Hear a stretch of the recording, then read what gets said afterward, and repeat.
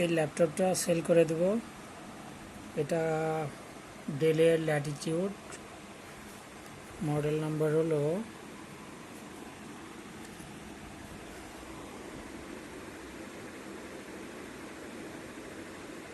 5300, Latitude 5300।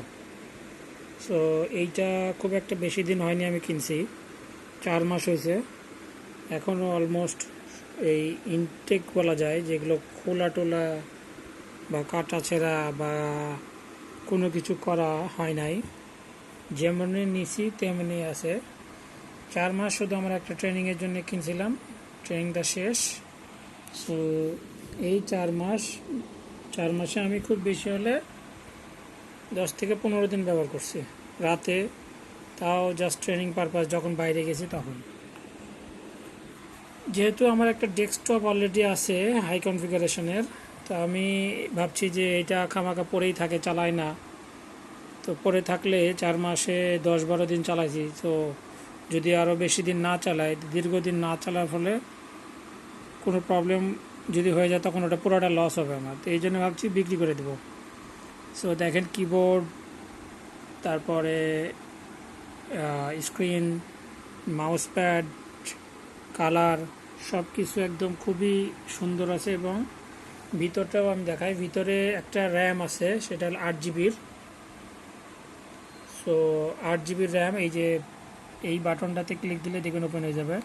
Backlight keyboard আছে, আর battery backup দেয় খুবই ভালো, 4 থেকে 5 ঘন্টার মতো দিবে। এবং এটা হলো একটা দুবাই থেকে নিয়ে আসা ল্যাপটপ। এই ল্যাপটপটা আমি একটা দোকান থেকে কিনেছিলাম, সেটা মিরপুর থেকে। তো এইটার একটা চার্জার আছে, খুব সুন্দর একটা চার্জারটা খুবই ভালো মানের। এবং এইখানে একটা লাইটও জ্বলে, এই যে এই জায়গাটাতে একটা লাইট জ্বলে চার্জার দিলেই। এটা যখন এবার দিব তখন এইখানে একটা লাইট জ্বলবে সাদা। আমি এখন উঠতেছি না, এই যে এখানে একটা আমি টেপ মেরে রাখছি, যাতে এই তারটা কোনোভাবেই এখান থেকে মানে নড়াচড়া না করে, তার এখানে যাতে কোনো ক্ষতি না হয়, এই জন্য এটাকে টেপ দিয়ে রাখছি। এসে খুলে দেখে নেবেন এখানে কোনো প্রবলেম আছে কিনা। কোনো প্রবলেম নেই। আমি জাস্ট যাতে যেহেতু এই তারটা নাড়াচাড়া হবে, তাই এইখানে যাতে কোনো এইখানের সাথে কানেক্টেড, এই জায়গাতে কানেক্টেড আছে, এই তারটা যাতে কোনো প্রবলেম না হয়, এই জন্য লাগাই রাখছি। সো এই হলো ল্যাপটপ, ফুল এইচডি প্লাস ডিসপ্লে। এবং এর কনফিগারেশন যদি দেখেন, দেখি মাই কম্পিউটার,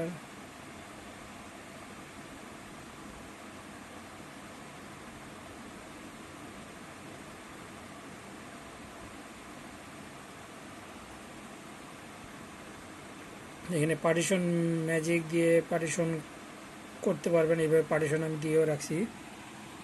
স্টোরেজ আছে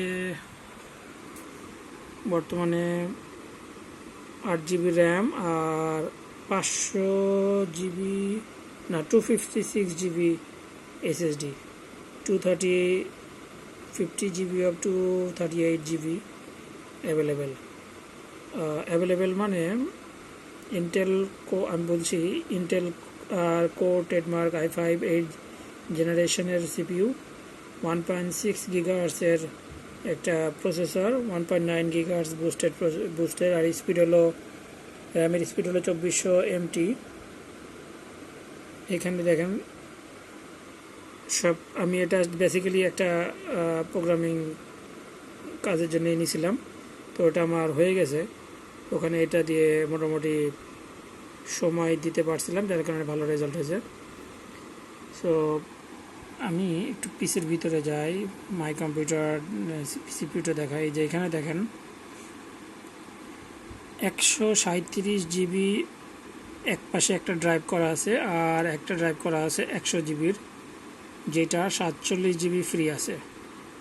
সো এখানে উইন্ডোজ 11 দেওয়া আছে। যদি আপনারা চান উইন্ডোজ 10 করবেন, তাহলে এটা 20-25 জিবি আরও খালি হয়ে যাবে, মানে আরও বেশি খালি হয়ে যাবে। মানে এখানে 20-25 জিবি নেবে, বাকিটা খালি হয়ে যাবে।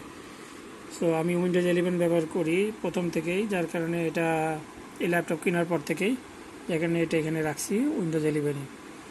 এবং এটা লাইসেন্স করা উইন্ডোজ 11। আচ্ছা, আমার এই ব্যাটারি কিন্তু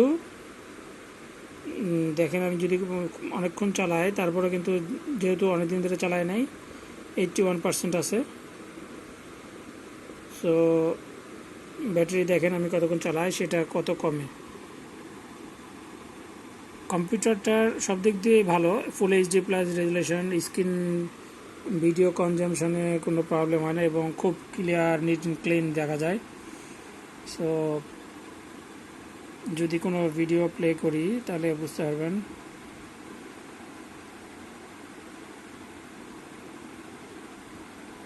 এই দেখেন, যে কোনো একটা ভিডিও যদি প্লে করি তাহলে কপিরাইট খাবো কিনা আমি জানি না,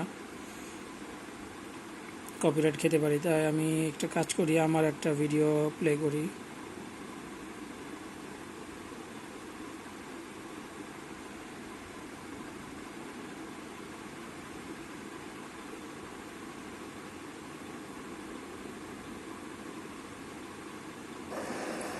এটা জুম করে ভিডিও করা, তারপরেও দেখেন এটা